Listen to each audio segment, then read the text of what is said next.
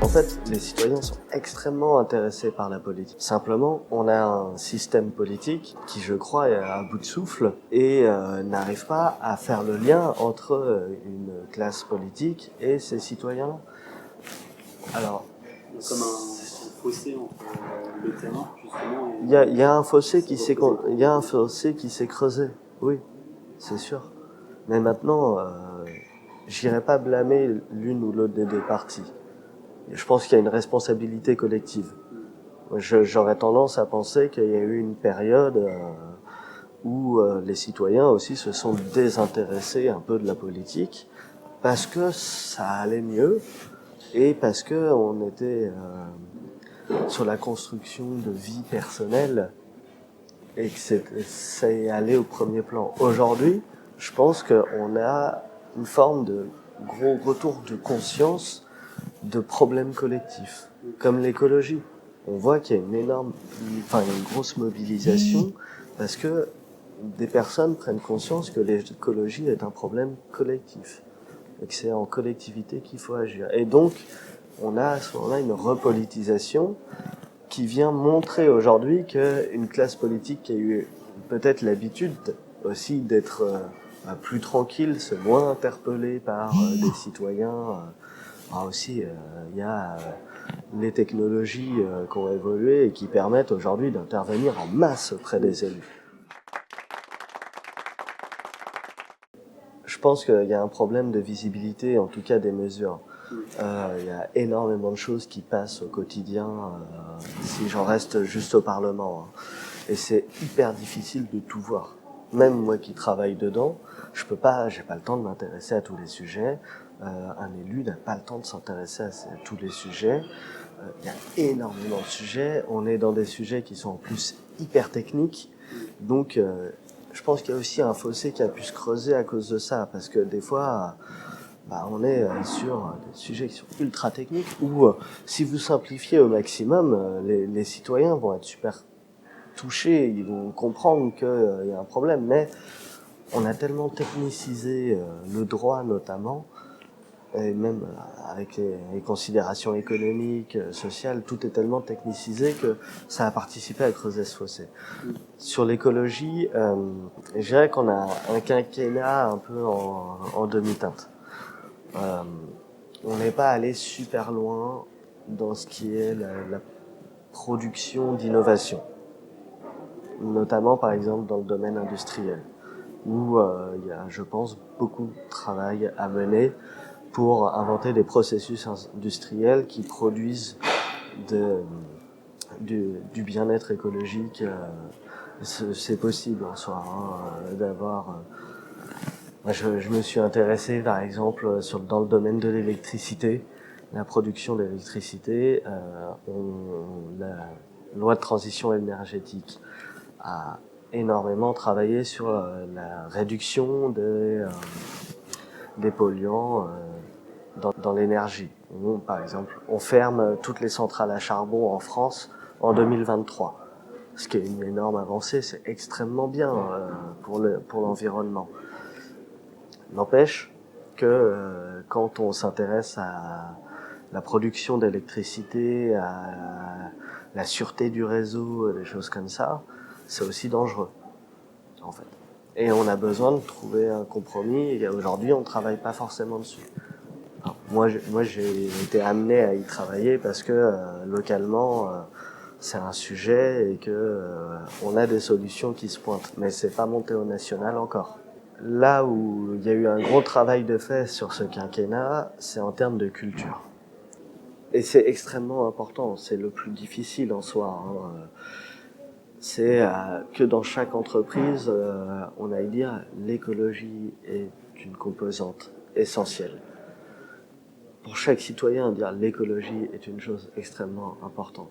Alors des fois, ça peut paraître un peu ridicule ce qui est fait, parce que ça va être interdire les cotons-tiges en plastique. C'est vrai, ça fait un peu ridicule dit comme ça, mais c'est de la culture, en fait. Et la question écologique, c'est depuis les années 70 qu'il y a quand même une forte mobilisation dessus. Et on voit que la prise en compte, elle commence à se faire aujourd'hui. Et c'est encore difficile quand on voit aux États-Unis, on a des personnes qui nient absolument le problème écologique. Il y a encore un travail. Ça fait plus de 40 ans, 50 ans que le problème écologique est mis en avant, et on a toujours du mal à y aller, à aller proposer des solutions, à le prendre, parce que en réalité, si on veut vraiment travailler sur l'écologie, c'est un travail de société qu'on mène. Sur le plan économique, sur le plan social, il y a énormément de choses à repenser. Et aujourd'hui, on est en train de l'amorcer. Donc, c'est ce qu'il y a de positif dans ce quinquennat, je pense. C'est que la culture de l'écologie dans l'ensemble des politiques a été mise en place. Aujourd'hui, on a un problème de représentation des citoyens, mais il ne faut pas oublier les problèmes qu'on a pu avoir dans l'histoire. La stabilité du gouvernement, l'équilibre des pouvoirs, la séparation des pouvoirs. Et il y a des fois, moi je trouve ça dangereux dans ce qui peut nous être proposé, parce que il y a, sur la question de séparation des pouvoirs, des choses qui sont limites. Et on oublie que ça fait partie des principes qui ont été posés comme essentiels pour la garantie d'une démocratie stable. Ouais, je comprends qu'il y a un blocage pour ces personnes-là, parce qu'effectivement, on a un système d'inclusion des citoyens qui est difficile. C'est assez fermé en soi. On a des grandes villes qui proposent des solutions, on a des acteurs économiques qui s'engagent sur la transition énergétique et qui proposent des solutions. Alors il y a des mouvements citoyens, ça marche super bien, c'est super intéressant. Mais si aujourd'hui on voulait vraiment changer les choses et avoir une vraie... en restant dans les institutions telles qu'elles sont, même si elles doivent évoluer. En fait, ce que peuvent faire les citoyens pour aller provoquer un changement profond et qui serait à la fois politique et donc à terme économique, écologique, sociétal, en fait ça pourrait être un réinvestissement massif des partis. Parce que le jour où tous les citoyens demain se décident à rejoindre des partis qui leur correspondent à peu près, on n'aura pas les mêmes élus demain, parce qu'en soi on a un vivier de personnes qui est plus important et donc qui peuvent sortir, et on n'aura pas les mêmes idées. C'est une des choses qui aujourd'hui fait défaut aux partis, c'est que on a une désaffection des citoyens qui les ont quittés, et donc on a des idées qui tournent dans des petits groupes.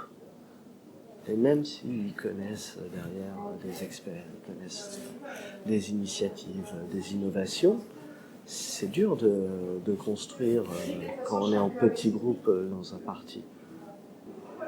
Et aujourd'hui, oui, on a des grandes villes qui...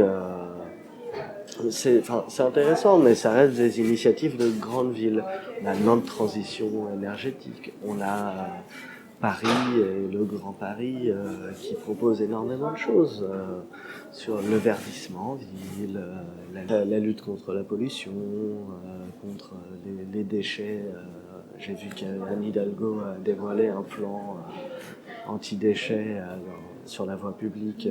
Voilà, beaucoup de choses qui sont extrêmement intéressantes et qui sont pour mobiliser les citoyens au quotidien. Donc voilà, ce sont des incitations, bien sûr, mais ça reste de la culture du quotidien, ce qui est important, hein. Et c'est extrêmement intéressant. Maintenant, il y a aussi des initiatives économiques avec des personnes qui veulent aller proposer des innovations. Non, mais au quotidien, on a des acteurs économiques, des acteurs sociétaux qui proposent des innovations dans leur domaine et qui vont prendre en compte la question écologique. Et en fait, on est dans des boucles positives. On produit du positif dans tous ces domaines-là.